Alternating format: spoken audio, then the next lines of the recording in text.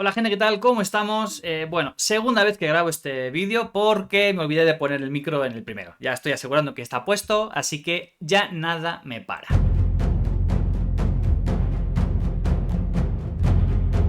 Y si les decía en unos vídeos anteriores que iba a priorizar rápido estos tier lists porque quería hablar de otras cosas, pues ahora que han salido los spoilers del set 2, ya con más razón. Necesito priorizarlos todo lo posible estos tier lists porque ya pronto vamos a estar semana a semana teniendo nuevas cartas que analizar. Algo muy relevante que tenemos que hablar es que agresividad con maldad está mucho más enfocado en hacer daño a unidades con eventos y demás, mientras que agresividad y heroísmo está mucho más enfocado a muchas unidades pequeñitas que quieren ir rápidamente contra la base, ¿no? Entonces, maldad, agresividad, parece que está más controlera, más o menos, o un mid-range quiere llevar la partida un poquito más tarde, ¿ok? Sin embargo, blanco y rojo quiere terminar la partida muy rápido, es agro 100%. Y es por eso que en Gracias por participar he puesto a Karabast. Tiene demasiadas cosas y nuestras unidades blancas rojas no tienen tanta vida. No queremos gastar recursos en hacer daño a una unidad enemiga en base al daño que tenemos nosotros y que de casualidad sea el daño +1 que necesitamos para quitarnos a esa unidad. Por ahora el meta rojo-blanco no va por ahí. Por eso ahora mismo esa carta es gracias por participar. Este soldado de las nieves de la primera legión es un 2-2-3 que cuando ataca a una unidad dañada gana +2/+0, por tanto es un 4-3 y gana formidable. El daño que sobra va contra la base del rival. Por tanto, va más enfocado a un agro ahí interesantón, ¿no? Comba muy bien con la habilidad de Vader de hacer ese puntito de daño y luego este aprovecha para ganar más daño y ganar formidable. Sin embargo, no se está priorizando mucho en mesa porque hay otros costes 2 que van mucho antes que él, ¿no? Y atacar a unidades que están heridas, normalmente lo que quieres es terminar con ellas, hacerles un one shot, ¿no? No quieres dejar algo herido y rematarlo. Con Vader cambia la cosa, pero aún así no se está viendo ni siquiera mucho con Vader. Esta carta con Moff Gideon puede ganar más valor, ¿vale? Porque le podemos dar un +1 al ataque y por tanto haremos aún más daño con este formidable o este overwhelming. Puede ser que este señor se vea mucho más con Gideon, veremos qué pasa en el futuro. Mace Windu, pues ya decíamos que blanco-rojo no quiere llegar a poner 7 recursos en mesa, quiere poner 5, máximo 6 y jugar un montón de cosas contra la base del rival. Windu es algo extraño, ¿no? O sea, es algo que no va en esa dirección y por eso ahora mismo es poco jugable de nicho. Se ve un poquito con Chirrut en vez de Chirrut porque juega con la base roja y puede ser que sí quiera llegar un poquito más tarde y jugar cosas azules pesadas y por tanto Windu puede entrar ahí. Tiene la palabra clave fuerza, por tanto se aprovecha de muchas de las cosas. Y ojo que tiene la palabra clave república, por tanto esta carta en un futuro puede ganar más valor, ¿no? Cuando haya mucho más Jedi en mesa y cuando haya combitos con estas cosas, puede estar más interesante. A día de hoy es poco jugable de nicho. ¿Yo la juego? Sí, la juego con Han Solo Casino, que lo traeré en una semanita, espero. Pero que no llevo ni la base roja ni Han Solo es roja, para que vean dónde se está jugando. Y también muy poco jugable de nicho este negro 1. Y mira que es interesante, es un coste 6-4-4, que lo que nos permite es cuando lo juguemos y cuando es derrotada, podemos descartar nuestra mano. Y si lo hacemos, podemos robar 3 cartas. El escenario ideal, tener una o incluso ninguna cartas en la mano, de tal forma que robamos 3, ¿no? Reponemos mano. Tendríamos que jugarlas para otra vez derrotar a esta unidad y volver a robar otras 3 cartas para sacarle todo el valor posible. El problema, coste 6. El agro para coste 6 que tiene algo que tenga impacto directo. ¿Robar 3 cartas es suficiente? En Sabina Amarillo yo la puse como opción de sideboard por el tema de a lo mejor nos hemos quedado sin cartas, queremos llegar a jugar algunas cartitas que veremos más arriba, ¿de acuerdo? Puede ser que nos sirva, pero yo creo que no lo precisaría para nada. Además, es legendaria, por tanto ya está un poco más cara de lo que debería. Creo que está en $4 más o menos. A día de hoy no la precisaría para nada. Pero en un futuro, un deck de cosas de descartar, ojo que puede ser otra cosa. En jugable tenemos al almirante Osel. Coste 2, 2-3, estadísticas ok, Imperial oficial, eso nos habilita cositas, ¿no? Como con esa guardia de Palpatine. Y tiene una acción muy interesante, lo giramos y podemos jugar una carta, una unidad imperial desde nuestra mano, entra en juego preparada, por tanto va a poder tener impacto en futuras activaciones, ¿ok? La parte negativa es que cada adversario podemos también preparar una unidad.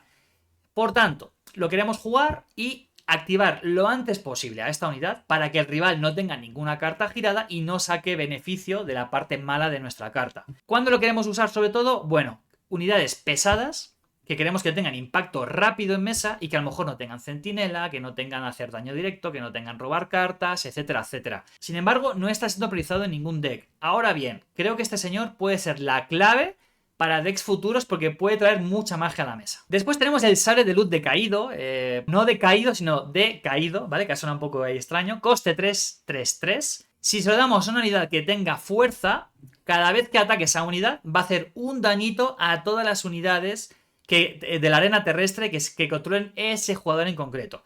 Me gusta muy bien que lo ponga de este modo porque está claro pensado para no abusar en partidas multijugadores y no hacer un daño a todas las unidades de la arena terrestre, ¿no? O sea, solamente a las del defensor. No se está apreciando prácticamente nada, nos obliga a llevar muchas unidades de fuerza y la parte roja no es que tenga tantas. Tiene al quinto hermano, tiene a la séptima hermana, tiene a Palpatine, obviamente, y luego pues los líderes Vader y Palpa, ¿no? Y el Gran Inquisidor. Pero no es que esté brillando muchísimo en los decks, ¿no? Entonces, seguimos con el sable de luz de Vader, que es una pedazo de carta. Es un 2-3-1, que cuando se lo damos a Darth Vader, hacemos inmediatamente 4 daños a una unidad terrestre. Por tanto, impacto directo. Y si es el Vader líder, cuando él ataque va a poder hacer otros 2 daños a otra unidad. Por tanto, podemos tener un impacto brutal, además de muchísimo daño contra la base, contra alguna unidad que queramos deshacernos, ¿no? ¿Por qué no está más arriba? Pues porque dependemos de dárselo a Vader. Si no es un 3-1, que no está mal, pero yo no se está apreciando para nada en decks donde no está Vader. Y tampoco se ve muchísimo en decks la séptima hermana. Y mira que es interesante, ¿eh? Cuesta 5, es un 3-6, es cierto que tiene poquito daño, pero tiene una habilidad interesante. Y es que cuando esta unidad inflige daño de combate a una base enemiga, podemos hacer 3 daños a una unidad terrestre de ese mismo enemigo. Por tanto, metemos presión en la partida porque vamos a por la base del rival y vamos limpiando, vamos rematando unidades del rival.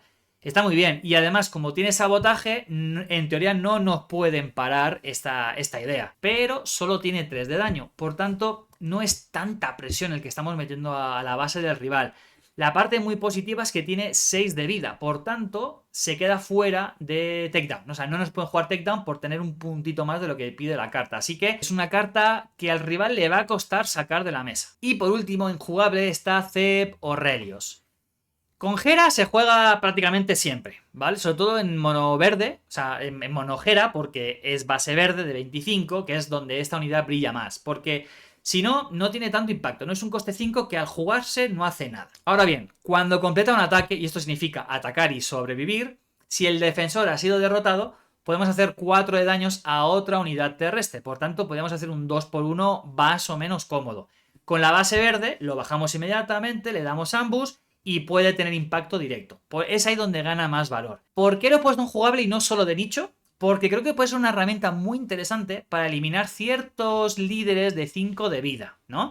Tenemos base verde, metemos a Zeb Orrelios, lo bajamos con ambush y de un one shot acaba con Sabine. Y no solo con ella, con otra unidad terrestre que nos va a estar y que normalmente no tiene más de 4 daños de vida. Por tanto, vamos a poder hacer un 2x1 bastante cómodo y quitarnos una amenaza tan pesada como Sabine líder. En muy jugable hay ciertas cartas que yo ya acepto que tendrían que estar arriba, pero las he bajado por 2 cosas. La primera, porque había demasiadas cartas en el siguiente tier, ya verán, hay demasiadas, eso es muy buena señal para este aspecto. Y segundo, porque de tener que bajar algunas, he bajado las que no siempre tienen impacto fuerte en mesa, o que directamente a veces las mandamos a recursos, o que mucha gente ni siquiera pone en su deck principal, sino que lo pone en el banquillo o sideboard, ¿vale? Estrangula con la fuerza es una carta que a mí me parece muy fuerte, cuesta 2 recursos, hacemos 5 de daño a una unidad, que no sea vehículo, a cambio el rival va a robar una carta, y si tenemos a alguien de la fuerza en mesa, va a costar 1 menos. Por un recurso, poder hacer 5 daños a una amenaza de rival, por mucho que le estemos regalando una carta, es una carta buenísima. O sea, muy buena. Y por eso lo que decíamos antes de rojo-negro es más midrange controlero porque te quiere jugar muchos eventos y hacer mucho daño desde la mano para controlar mesa, ¿no? No es tanto la base, sino controlar mesa y ganar mucha ventaja en partida. Y una carta que da mucha ventaja en partida es el Incursor Despiadado. Cuesta 6, es un 4-6, o sea, estadísticas decentes, porque con daño 4 va a poder lidiar con muchas unidades del rival, de la parte espacial. Con vida 6 va a aguantar muchos ataques del rival y no nos lo van a poder quitar con un takedown, así que eso ya merece la pena tener muy en cuenta. Pero es que además, cuando es jugado y cuando es derrotado, vamos a hacer 2 daños a una unidad enemiga y a la base enemiga. Así que impacto nada más entrar e impacto si nos la quieren quitar. Una pequeña sinergia que se está viendo con decks de Throne, rojos amarillos, es ataque inesperado. Podemos bajar por 3 menos el incursor despiadado, ¿vale? Entonces sería un total de coste 5. Va a tener impacto inmediato el hacer los 2 dañitos. Va a poder atacar. Y luego, como va a ser derrotado, vamos a hacer otra vez 2 dañitos. Por tanto, a la base, si no hubiera ningún centinela adelante, o ningún evento del rival que nos limpie esta unidad, vamos a poder hacer 2 más 4 más 2. Son 8 daños. Y 2 daños a 2 unidades o 4 a una unidad del rival. Puede ser que aceleremos mucho la partida, podamos controlar mesa mucho mejor y encima metiendo daño por el camino a la base. Vamos a acelerar la partida. El interceptor imperial coste 4, 3, 2. Es cierto que por estadísticas dices, La parte buena es que es 3-2 y no 2-3. ¿Por qué? Bueno, porque ese 3-2, ese daño 3, nos va a permitir lidiar con muchas navecitas que nos pueda sacar el rival.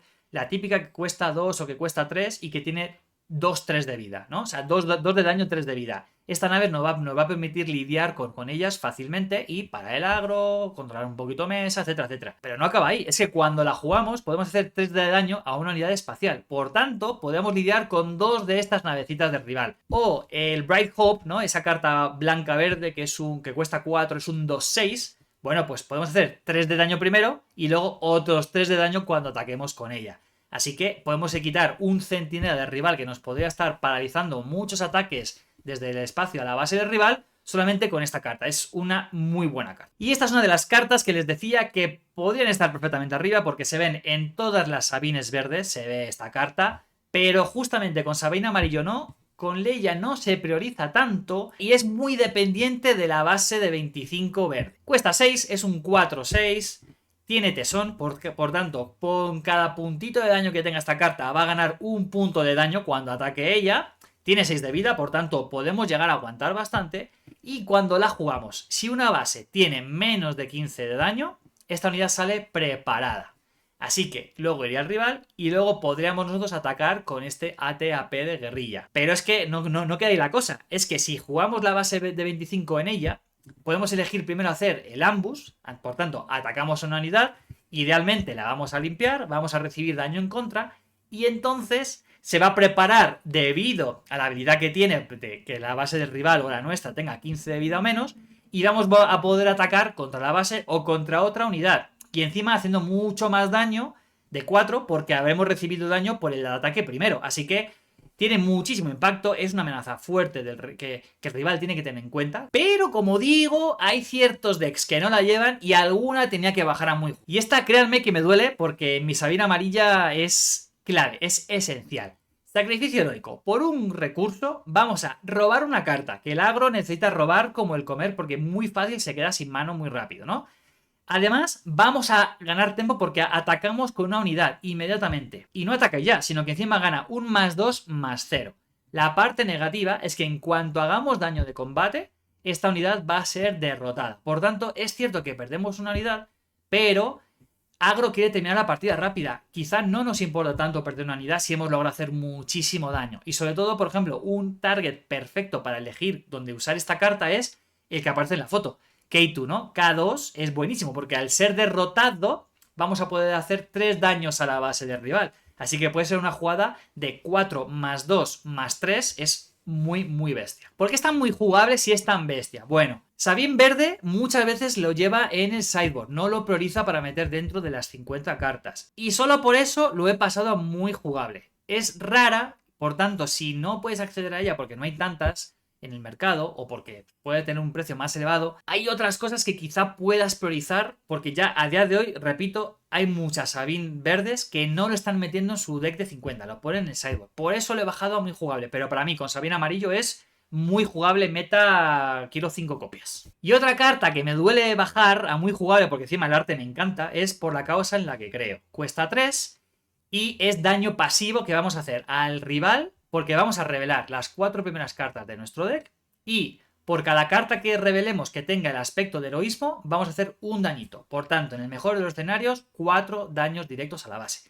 Mi deck de Sabine amarillo, que les dejo por aquí el link por si quieren verlo, Todas las cartas menos 3 son de heroísmo, por tanto prácticamente siempre te aseguras hacer 4 daños a la base.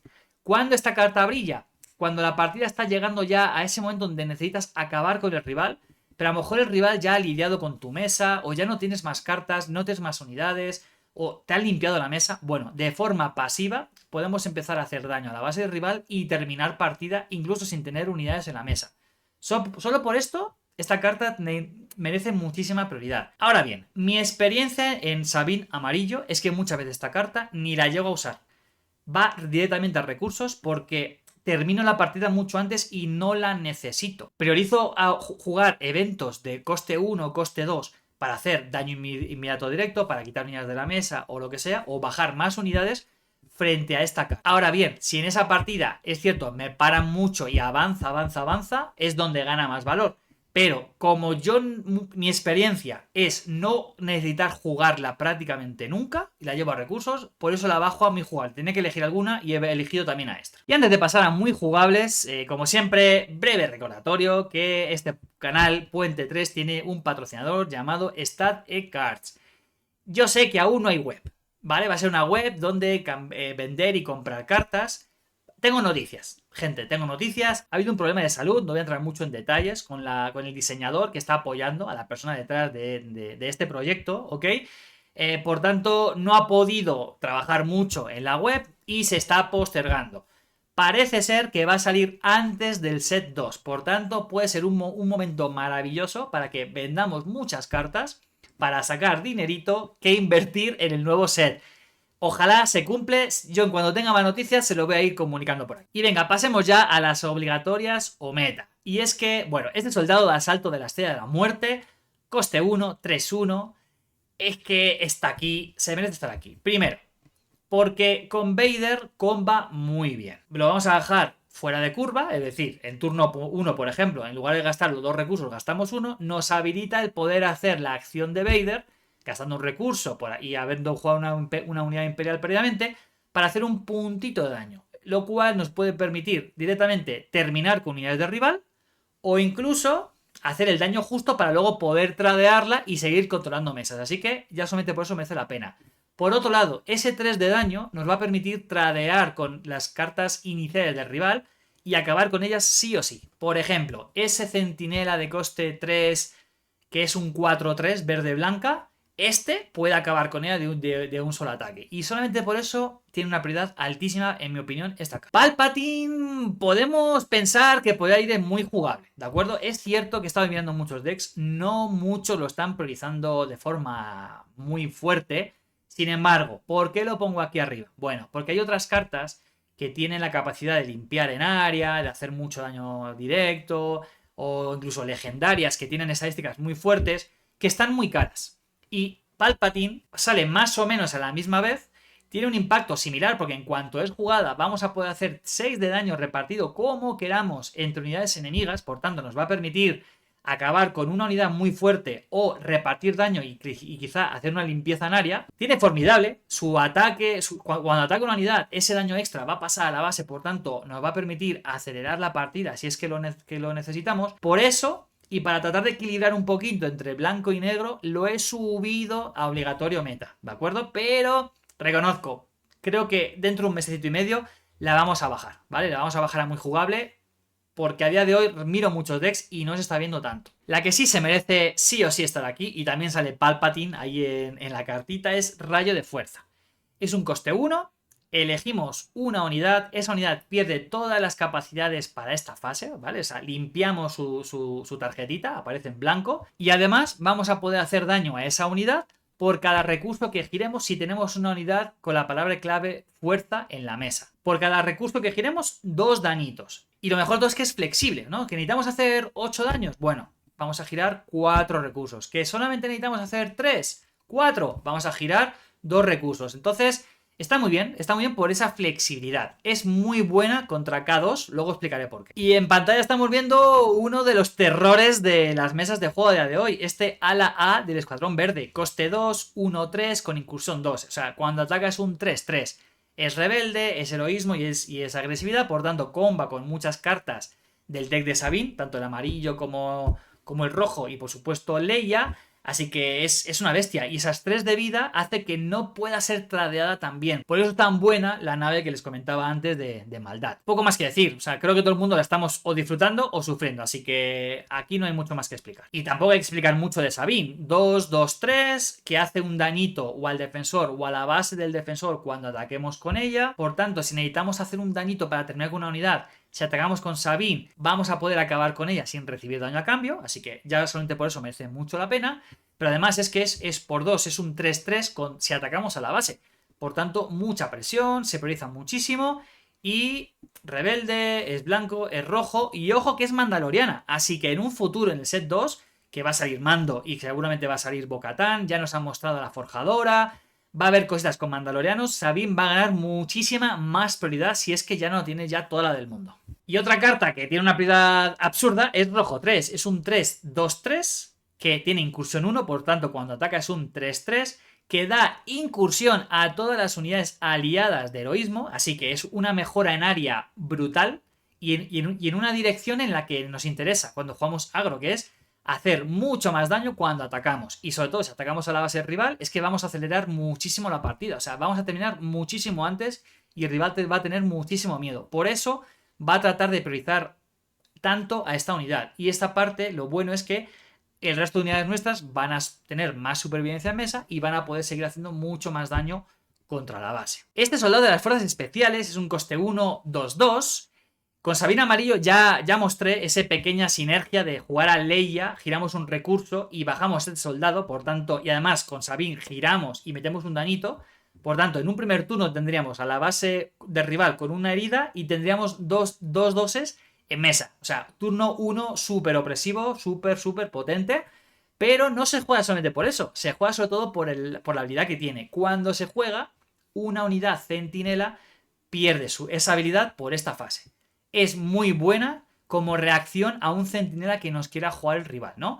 El rival gasta todos sus recursos en jugar un centinela pensando que va a parar nuestro agro y va a aguantar un turnito más. Bueno, jugamos al soldado, quitamos el centinela y todas nuestras unidades directas contra la base. Por eso esta carta tiene tanto valor. Y tiene tanto valor tanto a inicios de la partida como a mitad como a final. Porque esos centinelas el rival siempre los va a querer jugar y quitarle ese centinela de mesa, o el mejor dicho, el efecto, es potentísimo. Penúltima carta, este es Luchadores por la Libertad, coste 3, 3, 4, estadísticas brutales. Es rebelde, es soldado, es heroísmo y es agresividad, por tanto comba con un montón de cosas. Tiene sabotaje, así que podemos pasar por encima de los centinelas y que nos den igual. Y lo más increíble de todo es que cada vez que juguemos una carta roja, de forma pasiva vamos a hacer un dañito a la base del rival. Otra carta que el rival va a querer priorizar o si no, le va a caer un daño pum pum continuo.